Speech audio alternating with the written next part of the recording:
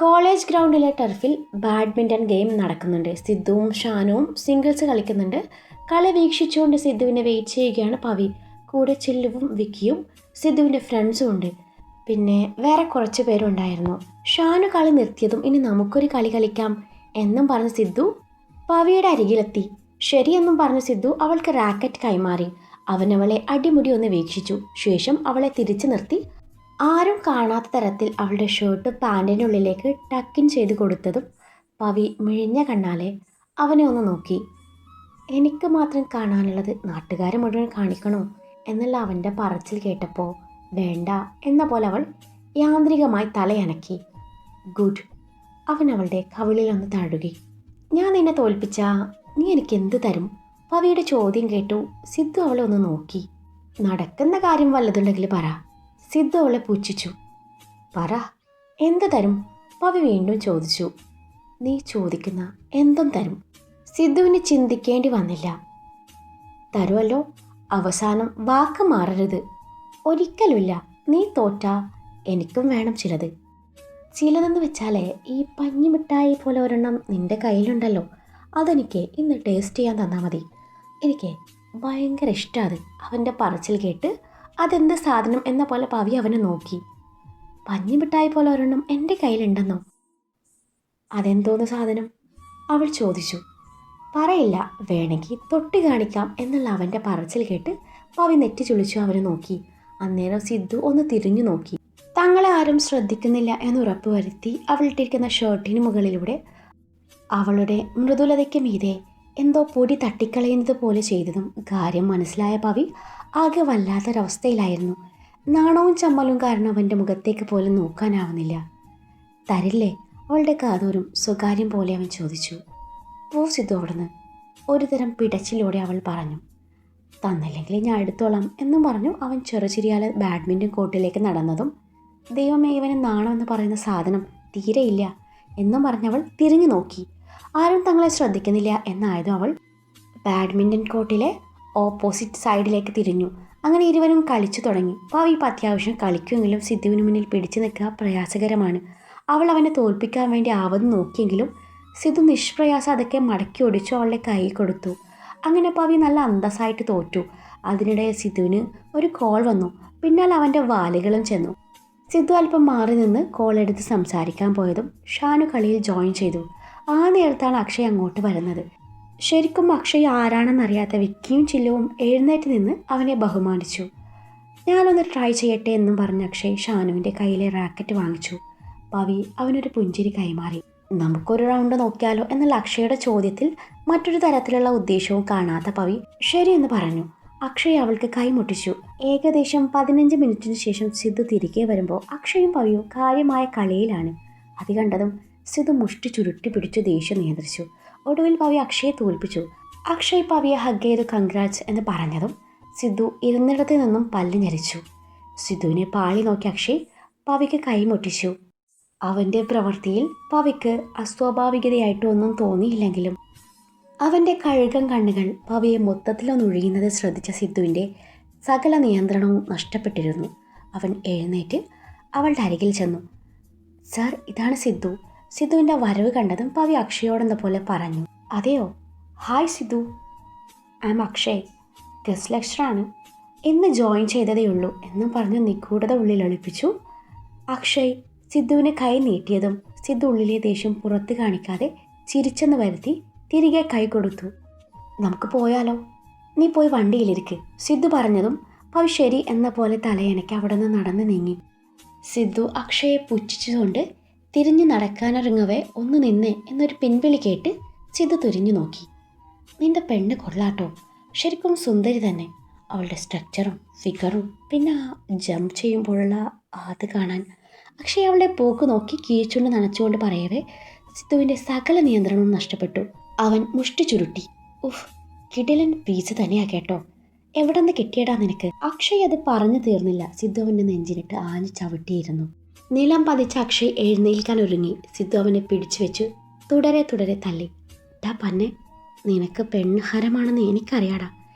എത്രയോ പെണ്ണുങ്ങളെ നീ മാറി മാറി ഉപയോഗിച്ചിട്ടുണ്ട്. ആ കൂട്ടത്തിൽ നീ എൻ്റെ പെണ്ണിനെ കാണരുത്. കണ്ടാ നിന്റെ കണ്ണ് ഞാൻ ചുഴിഞ്ഞെടുക്കും. നിനക്കെന്നെ അറിയാലോ. അവൻ്റെ കഴുത്തിന് പിടിച്ചുകൊണ്ടാണ് സിദ്ധു അത് പറഞ്ഞത്. സംഭവം കണ്ട് എല്ലാവരും ഓടിക്കൂടി. തേജയും അഭിയും ജീവയും സിദ്ധുവിനെ പിടിച്ചു വെച്ചു. അപ്പോഴവൻ്റെ ദേഷ്യം അടങ്ങിയിരുന്നില്ല. പവി അവൻ്റെ അരികിൽ ചെന്ന് കാര്യം തിരക്കി. സിദ്ധു മറുപടിയൊന്നും പറയാതെ പവിയുടെ കൈയും പിടിച്ചു ധൃതിയിൽ മുന്നോട്ട് നടന്നു. പവി അവനോട് കാര്യം തിരക്കുന്നുണ്ട്. സിദ്ധു ഒരക്ഷരം മിണ്ടുന്നില്ല. അക്ഷയ് എല്ലാവരും കൂടി എഴുന്നേൽപ്പിച്ചു. കുഴപ്പമില്ലെന്ന് പറഞ്ഞ അക്ഷയ് അവിടെ നിന്ന് നടന്നു നീങ്ങുമ്പോൾ അവൻ്റെ ഉള്ളിൽ സിദ്ധുവിനോടുള്ള പക ആളിക്കത്തുന്നുണ്ടായിരുന്നു. സിദ്ധുവും പവിയും വീട്ടിലേക്കുള്ള യാത്രയിലാണ്. പവി അവനോട് എന്തൊക്കെയോ ചോദിക്കുന്നുണ്ടെങ്കിലും മറുപടിയൊന്നും പറയാതെ സിദ്ധു ഡ്രൈവിങ്ങിൽ മാത്രം ശ്രദ്ധ കൊടുത്തിട്ടുണ്ട്. സിദ്ധു, നിനക്ക് ചെവി കേട്ടൂടെ? എത്ര നേരമായി ഞാൻ ചോദിക്കുന്നു, നീ എന്തിനാ സാറിനെ ഇടിച്ചതെന്ന്? ഇനിയിപ്പോൾ ഇതിൻ്റെ പേരിൽ എന്തൊക്കെ പുകലുണ്ടാവുമെന്തോ. എക്സാമൊക്കെ വരാൻ പോവുക, അതിനിടയിൽ ഈ ഇഷ്യൂവും. വീട്ടിൽ അച്ഛനും ഏട്ടനും അറിഞ്ഞാൽ എന്നെ ആയിരിക്കും കുറ്റപ്പെടുത്തുക. എനിക്ക് വയ്യ ഓരോന്ന് കേൾക്കാൻ. പവി ഓരോന്ന് പറയുന്നുണ്ട്. സിദ്ധു ആണെങ്കിൽ ഇതൊന്നും തന്നെ ബാധിക്കുന്ന കാര്യമേ അല്ല എന്ന പോലെ കാറിൻ്റെ മ്യൂസിക് സിസ്റ്റം ഓൺ ചെയ്ത് ഓഴയെ കൂട്ടിവെച്ചു. അവൻ്റെ പ്രവൃത്തി കണ്ട് പവിക്ക് ദേഷ്യം വന്നു. അവൾ മ്യൂസിക് ഓഫ് ചെയ്തു. സിദ്ധു അവളെ ദഹിപ്പിച്ചു നോക്കി വീണ്ടും മ്യൂസിക് ഓൺ ചെയ്തതും പവി അപ്പം തന്നെ അത് ഓഫ് ചെയ്തു. 2-3 തവണ ഇത് തുടർന്നു. ഒടുവിൽ സിദ്ധു തൻ്റെ വണ്ടി നിർത്തി വഴിയോരത്തെ തട്ടുകടയ്ക്ക് മുന്നിൽ നിർത്തി ചായ കുടിക്കാൻ തുടങ്ങി. ചായ കുടി ഏറെ നേരം നീണ്ടു നിന്നതും പവി അവൻ്റെ അരികിലേക്ക് വന്ന് അവനെ ദഹിപ്പിച്ചു നോക്കി. സിദ്ധു, കുറെ നേരമായി മനുഷ്യൻ സഹിക്കുന്നു. കഴിഞ്ഞില്ല നിന്റെ ചായ കുടി? എനിക്ക് തല വേദനിക്കുന്നുണ്ട്. ഒന്ന് വരുന്നുണ്ടോ നീ? ഒരു ചായ പറയട്ടെ? സിദ്ധു നിസ്സാരമട്ടിൽ ചോദിച്ചു. എനിക്ക് ചായയും വേണ്ട, ഒരു തേങ്ങയും വേണ്ട.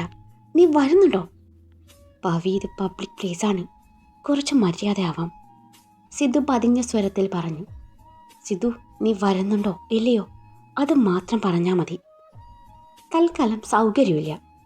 എല്ലാവരും ശ്രദ്ധിക്കുന്നത് കണ്ടതും സിദ്ധുവിന് അങ്ങനെ പറയാനാണ് തോന്നിയത്.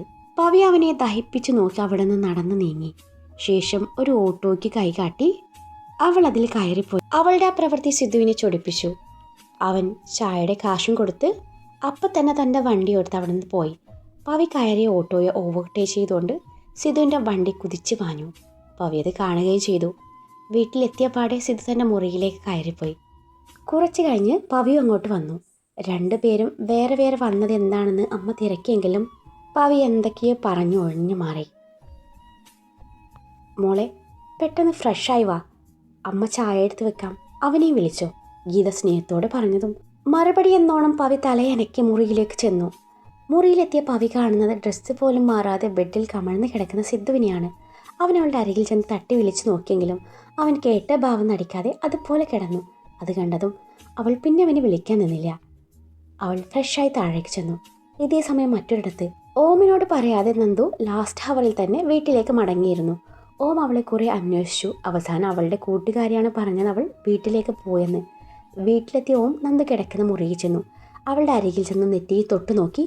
കാര്യം തിരക്കിയപ്പോൾ അവൾ അവൻ്റെ കൈ കുടഞ്ഞെറിഞ്ഞു. എന്താ നന്ദു നിനക്ക് പറ്റിയേ? എനിക്കെന്ത് പറ്റിയാലും ഇയാൾക്കെന്താ? ഞാൻ ആരാ അയാളുടെ? നന്ദുവിൻ്റെ ആ വാക്കുകൾ കേൾക്കവേ കാര്യമായിട്ട് എന്തോ പറ്റിയിട്ടുണ്ടെന്ന് ഓമിന് തോന്നാതിരുന്നില്ല. എന്തിനാ പെണ്ണെ ഇങ്ങനെ ദേഷ്യം കാണിക്കുന്നത്?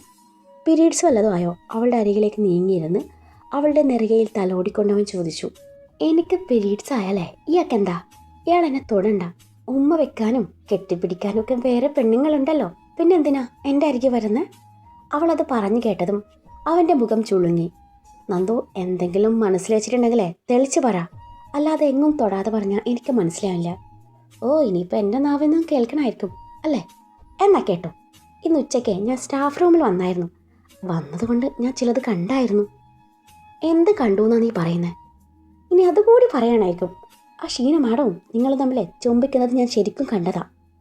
നന്ദു പറഞ്ഞതും അവൻ്റെ ഓർമ്മകൾ അന്ന് ഉച്ചയ്ക്ക് നടന്ന സംഭവത്തിലേക്ക് ചേക്കേറി. നന്ദുവിൻ്റെ പിണക്കത്തിൻ്റെ കാര്യം മനസ്സിലായതും ഓമന് ചിരിയാണ് വന്നത്. അവൻ ഉറക്കെ ചിരിച്ചു. നിർത്താതെയുള്ള അവൻ്റെ ചിരി കണ്ടതും അവൾക്ക് ദേഷ്യം വന്നു. അവൾ തലയണ എടുത്ത് അവനെ തുടരെ അടിച്ചു. ഒടുവിൽ അവൻ തലയണ പിടിച്ചു വാങ്ങി ബെഡിലേക്ക് എറിഞ്ഞു. അവൻ അവളോട് ഒട്ടിച്ചേർന്നിരുന്നു. അവളുടെ ഇരുകവളിലും കൈ ചേർത്ത് വെച്ചു. അവളുടെ ഇരുകണ്ണിലും ഊതിയതും അവൾ അവൻ്റെ പിടിയിൽ നിന്നും കുതറി മാറാൻ ശ്രമിച്ചു. ഉച്ചയ്ക്കിതേ ഇത്രേ നടന്നുള്ളൂ.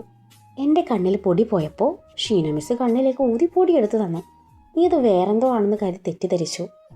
നന്ദു വിശ്വാസം വരാത്ത മട്ടിൽ അവൻ്റെ മുഖത്തേക്ക് നോക്കിയതും അവൻ അവളുടെ തലയിൽ പിടിച്ച് സത്യം ചെയ്തു. അവളുടെ കണ്ണുകൾ നിറഞ്ഞൊഴുകി. തൻ്റെ ചുണ്ടുകളാൽ അവൻ അവളുടെ കണ്ണുനീർ ഒപ്പിയെടുത്തു. അവനവളെ തൻ്റെ നെഞ്ചിലേക്ക് അണച്ചു പിടിച്ചു. അവളുടെ പരിഭവങ്ങളും സങ്കടങ്ങളും അവൾ അവൻ്റെ നെഞ്ചിലൊഴുക്കി കളഞ്ഞു. എൻ്റേത് മാത്രം. വേറെ പെണ്ണുങ്ങളെ നോക്കുന്നത് പോലും എനിക്ക് സഹിക്കില്ല. പൊടിയെടുക്കാൻ അവൾ ആരാ? ഞാൻ എടുത്ത് തരുമായിരുന്നില്ലേ? ശരി, ഇനി പൊടി വീഴുമ്പോൾ ഞാൻ നിൻ്റെ അരികിലേക്ക് വരാം. കളിയാക്കിയതാണെന്ന് എനിക്ക് മനസ്സിലായി. അവൾ അവനെ നെഞ്ചിലിട്ട് കടിച്ചുകൊണ്ട് പറഞ്ഞു. വേദനിപ്പിക്കാതെ പെണ്ണെ, അവളുടെ നെറുകയിൽ ചുംബിച്ചുകൊണ്ട് അവൻ പറഞ്ഞു. അവൻ്റെ അതരങ്ങൾ അവളുടെ കണ്ണിലും മൂക്കിലും നെറ്റിയിലും അമർന്നു. ഞൊടിയിടയിൽ അവൻ അവളുടെ അതരങ്ങൾ തൻ്റേതാക്കി മാറ്റി. ദീർഘചുംബനത്തിന് ശേഷം ഇരുവരും കിതപ്പോടകന്ന് മാറി. ഇറക്കി വെട്ടിയ ചുരിദാറിൻ്റെ കഴുത്തി കൂടി അവളുടെ മാറിൻ ചുഴി ചെറുതായി കാണുന്നുണ്ട്. അവൻ്റെ ആ കള്ള നോട്ടം കണ്ടതും അവൾ ടോപ്പ് പൊക്കി അവിടെ മറച്ചു. ഓ, വലിയ നാണക്കാരി വന്നിരിക്കുന്നു. അതൊക്കെ എനിക്ക് കാണാനുള്ളത് തന്നെയല്ലേ എന്നും പറഞ്ഞ് അവൻ്റെ കൈ അവളുടെ മൃദുലതയിൽ കുറുമ്പ് കാട്ടിയതും അവളിൽ നിന്നും ഏങ്ങൽ ഉയർന്നു. അവൾ അവനെ ബെഡിലേക്ക് പിടിച്ചു തള്ളി തലയിണയിലേക്ക് മുഖം പൊഴുത്തി കിടന്നു. അവൻ ചുണ്ടിൽ വിരിഞ്ഞ ചിരിയാൽ അവളുടെ മേലെ അമർന്നു. അവളുടെ കാതിൽ മുഖമിട്ടുരസി. അവൻ അവളുടെ മുടി വകഞ്ഞു മാറ്റി പിൻകഴുത്തിൽ ചുംബിച്ചു. അവളൊന്ന് കുറുകിക്കൊണ്ട് തലയിണ ഇറുക്കി പിടിച്ചു. അടുത്ത നിമിഷം അവളിട്ടിരിക്കുന്ന ചുരിദാറിൻ്റെ സിപ്പ് അവൻ വലിച്ചു താഴ്ത്തിയതും അവളുടെ ഉടലാകെ വിറ കൊണ്ടു. ടോപ്പ് ഇരു സൈഡിലേക്കും അകത്തി വെച്ചു അവിടം പതിയെ തഴുകിയതും അവളുടെ ഹൃദയമിടിപ്പേറി വന്നു. അവളുടെ നഗ്നമായ പുറമേനി അവനിലെ വികാരത്തെ ഉണർത്തി. അനുസരണയില്ലാതെ അവൻ്റെ ചുണ്ടും നാവും അവിടം ഒഴുകി നടന്നു. ഇന്നറിൻ്റെ ഹുക്കിൽ അവൻ്റെ കൈ അമരവേ അവളൊരു തരം പിടച്ചിലൂടെ തിരിഞ്ഞു കിടന്നു.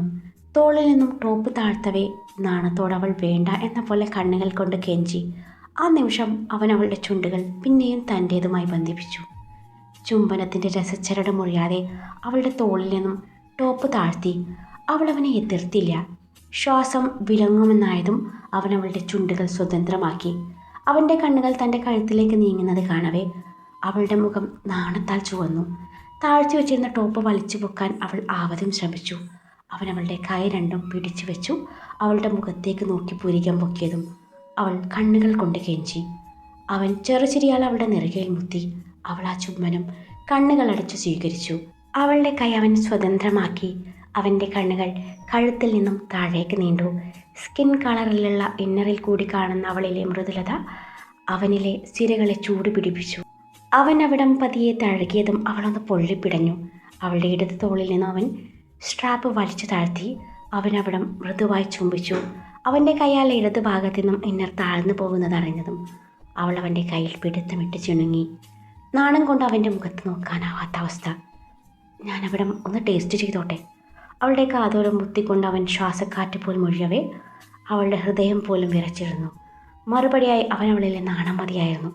ഞൊടിയിടയിൽ അവൻ അവളുടെ ഇന്നർ വലിച്ചു താഴ്ത്തി മാറിലേക്ക് മുഖം പൂഴ്ത്തി. സമയം 8 സിദ്ധു എഴുന്നേറ്റ് കാണാത്തത് കൊണ്ടാണ് പവി മുറിയിലേക്ക് ചെല്ലുന്നത്. അപ്പോഴവൻ നല്ല ഉറക്കത്തിലായിരുന്നു. അവൻ അവളെ തട്ടി വിളിച്ചുണർത്തി.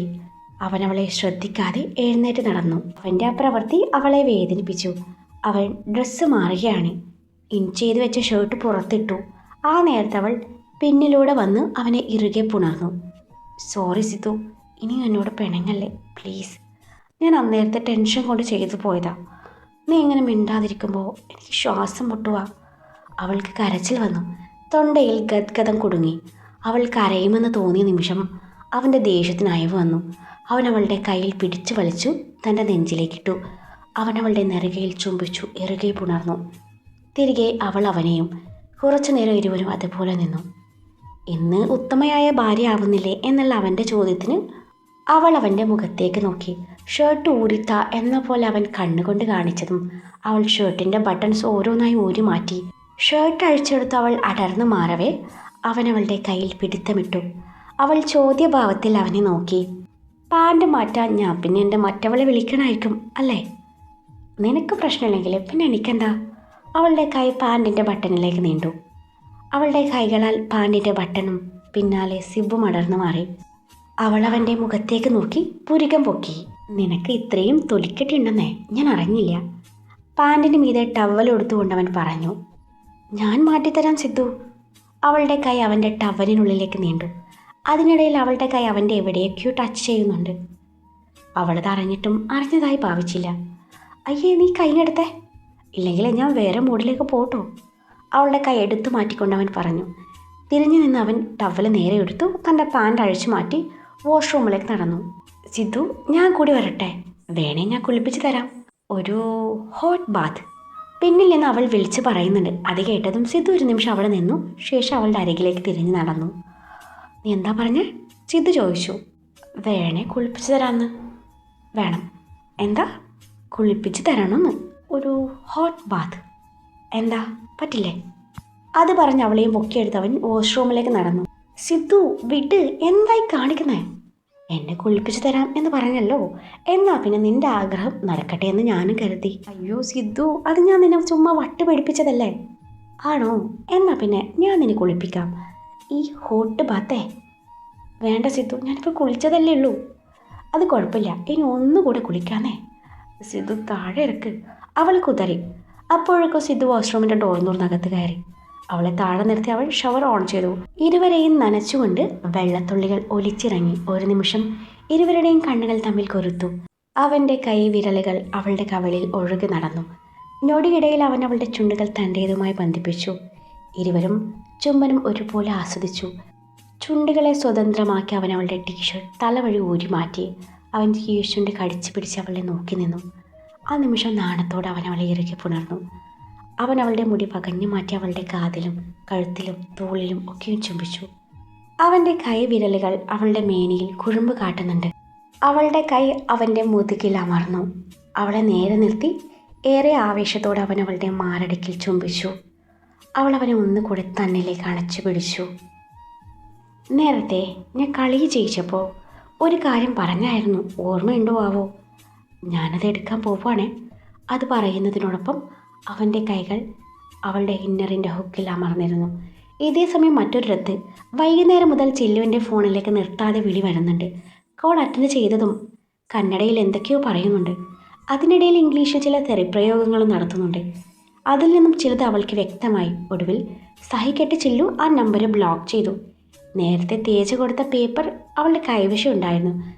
ഇത്രമാത്രം തെറിവിളിക്കാൻ അതിൽ എന്തായിരിക്കും എഴുതിയിരിക്കുക എന്ന തോന്നലിൽ ഗൂഗിൾ ട്രാൻസ്ലേഷൻ വഴി അവളത് മുഴുവൻ മലയാളത്തിലേക്ക് ട്രാൻസ്ലേറ്റ് ചെയ്തു. റിസൾട്ട് കണ്ട് ചില്ലുവിൻ്റെ കണ്ണുകൾ മിഴിഞ്ഞു വന്നു. അപ്പോൾ എനിക്കിട്ട് പണിതാണല്ലേ, ശരിയാക്കി തരാം, നാളെ ആയിക്കോട്ടെ എന്ന് മനസ്സിൽ പറഞ്ഞു അവൾ ആ പേപ്പർ ചുരുട്ടിക്കൂട്ടി. പിറ്റേന്ന് രാവിലെ സിദ്ധു അക്ഷയ് ഇടിച്ചത് കോളേജിൽ മുഴുവൻ ചർച്ചാ വിഷയമായിരുന്നു. അക്ഷയുടെ നെറ്റിയിലും കയ്യിലും ഒക്കെയും ചെറിയ പരിക്കുകൾ ഉണ്ടായിരുന്നു. പഠിപ്പിക്കുന്ന സാറിനെ ഇടിച്ചതിൽ പുതിയ പ്രിൻസി സിധുവിന് 10 ദിവസത്തെ സസ്പെൻഷൻ കൊടുത്തു. കൂടെ പാരൻസിനെ കൊണ്ടുവന്ന് ക്ലാസ്സിൽ കയറാനും പറഞ്ഞു. അക്ഷയ് വിജയീ ഭാവത്തിൽ സിധുവിനെ നോക്കിയതും ഇതൊക്കെ എന്ത് എന്ന പോലെ സിധു പുറത്തേക്ക് ഇറങ്ങി നടന്നു. സിധുവിൻ്റെ സസ്പെൻഷൻ പവി എറിഞ്ഞു. വീട്ടിലേക്ക് പോകുന്നതിന് മുൻപായി സിധു പവിയെ കാണാനെത്തി. അവൾ കരച്ചിലിൻ്റെ വക്കിലെത്തിയിരുന്നു. സിധു പവിയെ എന്തൊക്കെയോ പറഞ്ഞ് സമാധാനിപ്പിക്കുന്നുണ്ട്. വരാന്തയിൽ നിന്നുകൊണ്ടാണ് ഇരുവരും സംസാരിക്കുന്നത്. ആ നേരത്താണ് അക്ഷയ് അങ്ങോട്ട് വരുന്നത്.